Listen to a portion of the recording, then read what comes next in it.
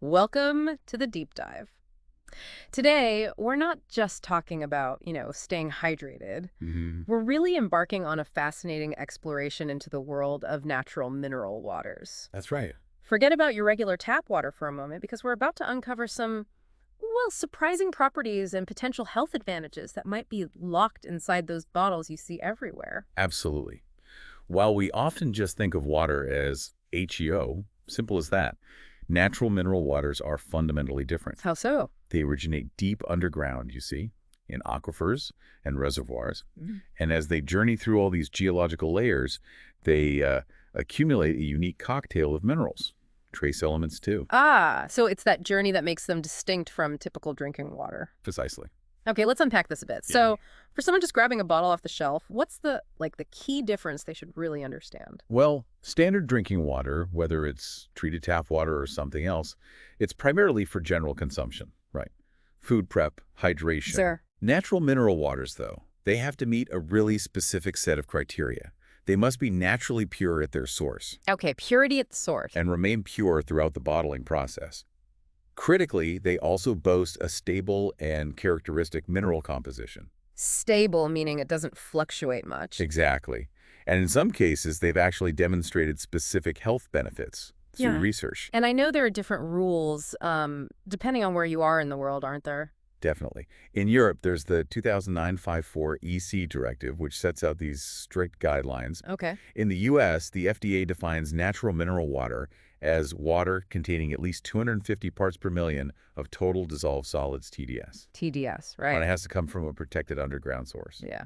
So right from the start, that mineral content is a major defining factor. It's amazing when you think about it. I mean, every supermarket is just packed with these bottles. It's clearly a massive global trend. It is indeed. Consumption has surged worldwide in recent years. Now, we know that many of you listening might have some questions. Yeah. Questions about bottled water in general. Concerns about things like, plastic leaching into the water or maybe potential endocrine disruptors. Absolutely. Those concerns are definitely out there. We hear about them. And they are things to consider, for sure. But for this deep dive, our focus is really shifting towards the inherent health characteristics of these natural mineral waters themselves. Got it. So the water's intrinsic properties. Yes, we want to extract the most important knowledge about how they're categorized, based on what minerals they actually contain and what the scientific research suggests about the health impacts of these various types. So it's clearly not as simple as just finding a spring somewhere and bottling it up. What does it really take for water to get that official natural mineral water stamp of approval? You've hit on a key point there. The classification process is quite comprehensive. It starts with thorough geological and hydrological assessment. Looking at the rocks in the water flow? Exactly. Examining the surrounding terrain, the underground formations. Then after that, there are detailed physical, chemical, and physicochemical analyses. To figure out exactly what's in it? Precisely. Identifying the mineral composition, the temperature, pH levels, other characteristics, and of course, very stringent microbiological testing is essential To make sure it's clean. to ensure the water is free of harmful bacteria. Microbiologically wholesome, as they say. Makes perfect sense. You need to ensure that purity and consistency you mentioned. Exactly. And to truly validate those healthy properties we touched on earlier, clinical research is often necessary. Ah, so not just claims. No, these aren't just marketing slogans. There needs to be scientific evidence, often from long-term studies, to actually back them up. Okay, so we understand what qualifies a water as natural mineral water. Now, how do they further break these down? Because mineral content still feels like a pretty broad term. It is broad. One of the primary ways they classify them is by looking at the fixed residue at 180 degrees C. Fixed residue. Sounds technical. It does, but think of it like boiling down soup, maybe.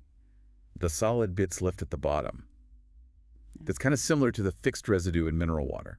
Ah. It's essentially the total amount of dissolved mineral salts that remain after you evaporate a liter of water and then heat that residue to 180 degrees Celsius. Got it. So basically the non-water stuff left behind after heating. Exactly. And based on this fixed residue, they're generally classified into four main categories. Okay, what are they? First, you have very low mineral content waters. Mm-hmm. These contain less than 50 milligrams per liter of this residue. Very low. Okay. Then there are low mineral content waters, ranging from 50 up to 500 milligel. All right. Next up are medium mineral content waters between 500 and 1500 milligl. Getting higher. And finally, rich mineral content waters, which have over 1500 milligl. Wow, that's a huge spectrum. So a rich mineral water is, significantly more concentrated in minerals than a very low one. Absolutely. And here's a really crucial difference compared to tap water. Yeah. While regular drinking water often has regulations setting upper and sometimes lower limits for this fixed residue. Right, to make sure it's suitable for everyone. Natural mineral waters legally have no such restrictions. They can naturally be very low or exceptionally high in mineral content. So the range is just much wider by nature. Exactly. So depending on whether you're looking for just a gentle hydration boost or perhaps a significant mineral contribution to your diet, you can now see how vastly different these waters can be. That's really interesting. So beyond just the total quantity of minerals, are there other physical traits they use for classification? Yes, indeed. They can also be classified by their pH level, indicating whether they're acidic, so below pH 7, or alkaline, above pH 7. Acidic or alkaline, okay. The temperature at the source is another classifying factor. You get categories like cold, hypothermal, mesothermal, and hyperthermal as the temperature increases. Hyperthermal, like hot springs. I remember visiting one. Exactly like hot springs. Ah. And lastly, hardness. That reflects the concentration of minerals like calcium and magnesium. Hard water versus soft water. Right. It's used to classify waters from very soft to very hard based on their calcium carbonate content, essentially. So it's not just about how much mineral is present in total, but also the water's own inherent nature, its acidity, its warmth, its specific mineral makeup. Precisely. And when we start talking about the effects of these mineral waters, it often boils down to the specific minerals they provide and, importantly, how they're transported within the body. Right. Minerals, as we know, are these vital inorganic compounds, Yeah. essential for a huge range of biological processes. Like keeping our bones strong, helping our nervous system function. It's really fundamental stuff, right? Exactly that, from mineralizing bones and teeth to regulating fluid balance, activating metabolic pathways. The list is really extensive. And our bodies can't make these minerals, can they? Nope. We rely entirely on intake from our diet food and, importantly, from the water we drink. And you mentioned something earlier that struck me, that the minerals in water might be absorbed more easily. Why is that the case? Yes, that's a fascinating point. In water, minerals often exist as free ions. Free ions. Yeah, they're not bound up with complex organic molecules like they often are in food. Okay. And this free ionic form often makes them more bioavailable. Bioavailable, meaning our bodies can absorb and actually utilize them more readily. That's the idea.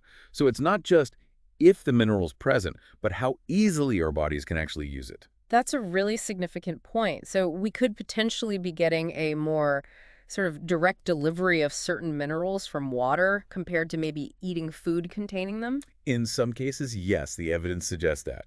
And to illustrate this point, Table 3 in our source material gives a great overview. What's in the table? It lists key macronutrients often found in mineral waters, things like calcium, magnesium, sodium, and also micronutrients like iron, fluoride, zinc. And it outlines their crucial roles in the body. So it really highlights the potential benefits that go beyond just, wetting your whistle. Absolutely. It underscores that potential. Yep. Okay, so we've covered the general classifications by total minerals, pH, temperature, hardness. Now let's dive into the specifics. I saw something about European legislation classifying waters by their predominant mineral content. How does that work? Yes, that 2009-54 EC directive provides a really useful framework. It categorizes mineral waters based on the concentration of particular specific minerals. It sets minimum thresholds. Okay, threshold. Lay it on us. What are the main categories based on these predominant minerals? Well, first you have water with bicarbonate. That's if it contains more than 600 milligrams per liter of bicarbonate. 600. Okay, that sounds like quite a bit. It is. Then there's water with sulfate, if the sulfate content exceeds 200 milligil. 200 for sulfate. And water with chloride also needs to be above 200 milligil of chloride. Okay, so bicarbonate, sulfate, chloride. What else? The classification continues with water with calcium that requires over 150 milligil of calcium. Calcium 150, got it. And water with magnesium needs more than 50 milligil of magnesium. 50 for magnesium. For water with fluoride, the threshold is much lower, just needing to be above 1 milligil. Only one. Yes, but it's important to note here, if the fluoride content is higher than 1.5 milligil, the label must state it's considered unsuitable for regular consumption by infants and children under 7. Good to know for parents out there, definitely. Absolutely. There's also acid water, sometimes called naturally carbonated, Hmm. which has a free carbon dioxide content greater than 250 milligel, gives it that characteristic fizz. The sparkling stuff. Right. And finally, water with sodium needs to have over 200 milligel of sodium. Okay. Interestingly, on the flip side, if a water has less than 20 milligel of sodium, the label can actually state it's indicated for a low sodium diet. Oh, that's a really helpful label for people who are keeping an eye on their sodium intake. It is. So this classification based on the dominant minerals really starts to give us a much clearer idea of what different mineral waters might actually do in the body, potentially. Exactly. And that brings us neatly to the really interesting part, the potential health effects that research has linked to these different types. Table 4 in our source material touches upon many of these. Okay, let's get into it. Let's start with those bicarbonate mineral waters. Yeah. You said over 600 milligel. What are they typically associated with in terms of health? Bicarbonate waters are often alkaline, naturally, Mm. and they can have a diuretic effect, make you pee more. Okay. But their main claim to fame, really, seems to be their positive influence on digestion. Digestion. How so? Well, research suggests they can help neutralize stomach acid, so they raise the pH in the stomach. They might also potentially speed up the emptying of the stomach Oh, interesting. and even stimulate the release of certain digestive hormones. So potentially good news for anyone who maybe experiences occasional indigestion or discomfort after eating? Potentially, yes. The key takeaway seems to be may aid digestion. Okay. Anything else for bicarbonate waters? Well, there's also some intriguing research suggesting that the alkaline nature of these waters might help reduce bone resorption. Bone resorption. That's the body breaking down bone tissue, right? Exactly. By creating a more alkaline internal environment, it might slow that process down. And some studies have even indicated benefits for cardiometabolic risk biomarkers. Cardiometabolic risk biomarkers, that's a bit of a mouthful. What kind of things are we talking about? Things like cholesterol and blood sugar levels. Okay. These studies have shown potential for reducing total cholesterol and LDL, the bad cholesterol and fasting glucose, while actually increasing HDL, the good cholesterol. Wow. That's actually a pretty impressive list of potential benefits. Seems like they might offer a multi-pronged approach to supporting heart health, going beyond just hydration. It is quite a list, and some research even indicates they might help reduce post-meal fat levels in the blood, that's lipemia, and lower levels of aldosterone, a hormone involved in blood pressure. Fascinating. Okay, moving on to sulfate mineral waters. What's the story there? Over 200 milligel sulfate. Sulfate waters, especially those that are also rich in magnesium and sodium sulfate, have shown some real effectiveness for functional constipation. Constipation. Yes. They can help improve bowel movements and stool consistency. Makes things move along better. Good to know. Additionally, certain sulfate waters, specifically sulfate bicarbonate calcium magnesiac ones, appear to be beneficial for biliary tract disorders. The bile system. Yes, promoting the production of flow of bile. They have choleretic and cholagogue actions. And since sulfate itself is an important nutrient, these waters could even be a useful option for, say, pregnant women needing extra sulfate. Interesting. It really sounds like these different combinations of minerals can target very different systems in the body. What about chloride mineral waters, also over 200 milligel? Chloride waters might help stimulate movement peristalsis and secretion within the intestines. Okay, more gut effects. Yes, and they can also have that positive effect on bile secretion, similar to some sulfate waters. Then you have specific types like salt mineral waters, which are high in both sodium and chloride. Right. They're sometimes used in what's called hydropenic therapy, basically, drinking specific mineral-rich water therapeutically, often for gastrointestinal issues. Okay. And then there are also salt bromine iodine waters. These are known particularly for their anti-inflammatory properties and are used for various conditions, including gut problems, too. So a bit more focused on the digestive system there as well, it seems. Now, calcium is something we all know is important. What about calcic mineral waters? Over 150 milligel calcium. Absolutely crucial. We know calcium is vital for skeletal health, bones, and teeth, but it also plays key roles in our nervous system, circulatory system. Pretty much everywhere. Pretty much. Bicarbonate, calcium-rich waters specifically might also help maintain the body's alkaline balance, linking back to what we said about bicarbonates. Right. And some studies have found that drinking high-calcium mineral water can actually lower bone remodeling indices in postmenopausal women, especially those with low dietary calcium intake. That's significant. It suggests the body is breaking down less bone when drinking this water. But is the calcium in mineral water actually absorbed well by the body, like compared to milk? That's a great question, and the answer seems to be yes, quite well. Yeah. Meta-analyses have suggested that the bioavailability of calcium from mineral water is comparable to, Comparable. or potentially even better than what you get from dairy products. Better than dairy. Wow. Are there any reasons why some people might still prefer getting their calcium from food sources then? Oh, sure. Dietary sources like dairy often provide a broader range of other nutrients alongside the calcium, like vitamin D or protein. True. However, for those looking specifically for a low-calorie calcium boost, mineral water is a fantastic option. And studies have shown demonstrated benefits for bone mineral density, Mhm. particularly in the spine and the femur, from drinking calcium-rich water. So, real measurable effects on bone density. Yes. And the EFSA, that's the European Food Safety Agency, even recognizes calcium's importance for bone development and maintenance with an approved health claim. Mhm. So these calcium-rich waters could potentially be considered functional foods. Functional foods, that's a strong endorsement. The key takeaway seems to be it's a bioavailable, low-calorie source of calcium, potentially great for bone health. Exactly. Okay, what about magnesiac mineral waters? Over 50 mg magnesium. Magnesium is another mineral people are often mindful of getting enough of. Indeed. Magnesiac waters have been suggested for use in some obstetric and gynecologic conditions, though more research might be needed there. Okay. And as we mentioned when talking about sulfate waters, magnesium sulfate types are great for improving bowel function. Right, the constipation link again. Yes. And that specific combination, sulfate bicarbonate calcium magnesiac water, also seems to benefit the biliary tract.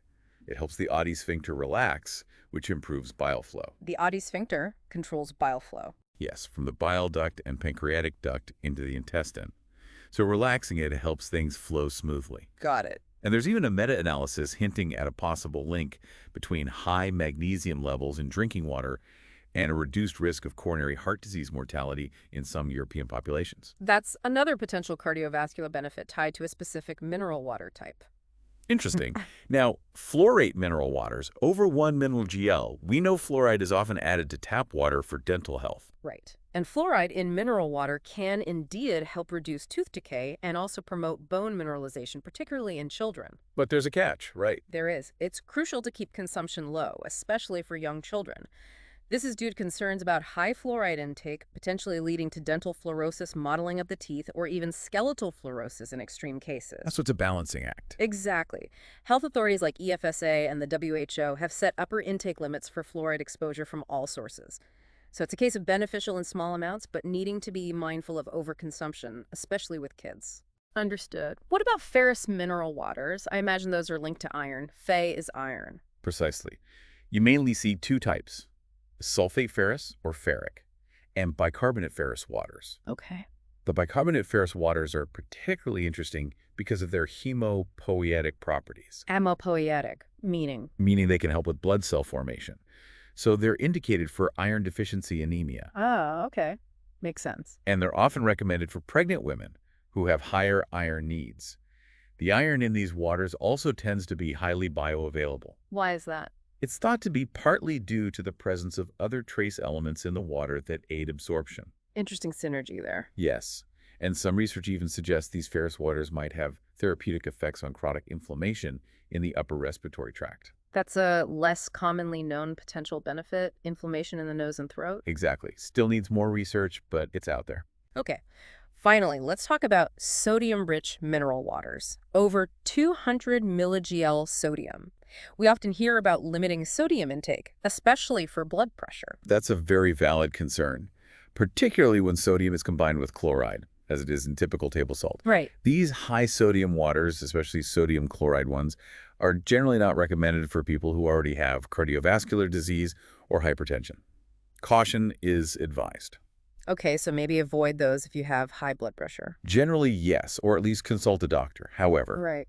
it's a bit more nuanced. Oh, Some initial findings suggest that bicarbonate sodium-rich water, so sodium paired with the carbonate, not chloride, might actually have potential benefits for CVD risk factors and insulin sensitivity, particularly in postmenopausal women. so the partner ion matters. Bicarbonate versus chloride. It seems it might. And there was even an animal study suggesting a possible protective role against metabolic syndrome for a specific hypersaline sodium-rich sparkling water. Wow. So For someone who is generally healthy and active, is the sodium content in some of these waters something they should still be really concerned about? It sounds like it's not just a simple sodium is bad equation. It really does seem to be a more nuanced picture.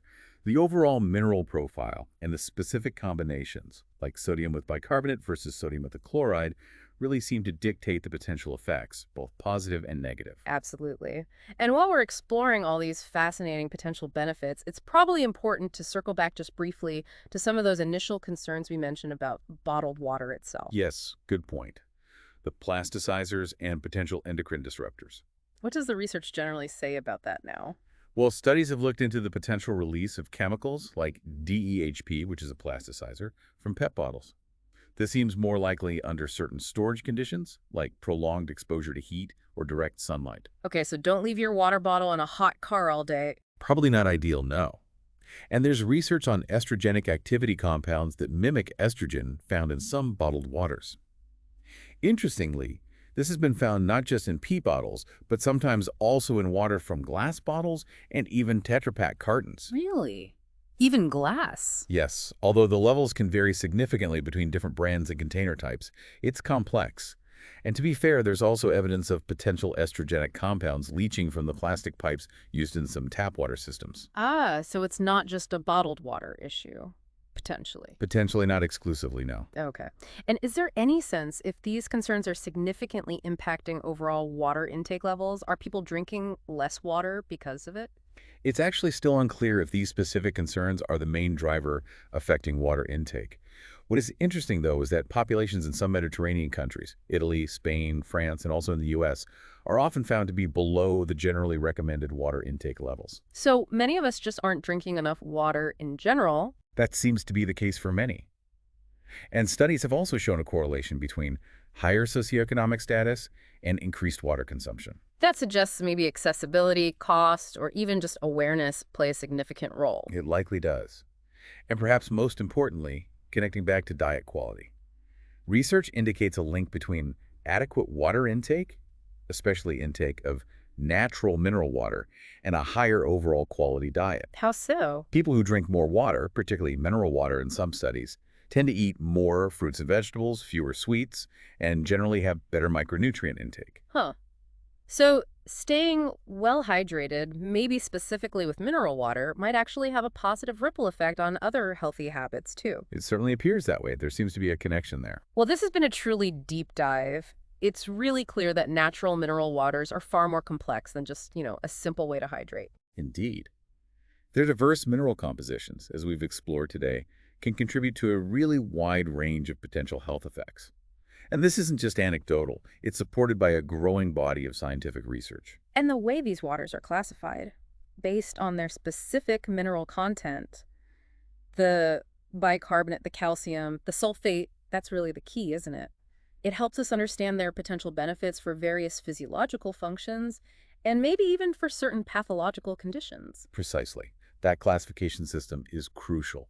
And while we've covered a lot of ground today, it's also important to remember that ongoing research is constantly working to unravel the intricate biochemical mechanisms behind these health effects. So there's still much more to learn. Absolutely. Science is always evolving in this area. So a final thought for everyone listening. Yeah. As you're reaching for your next glass or maybe your next bottle of water, consider this.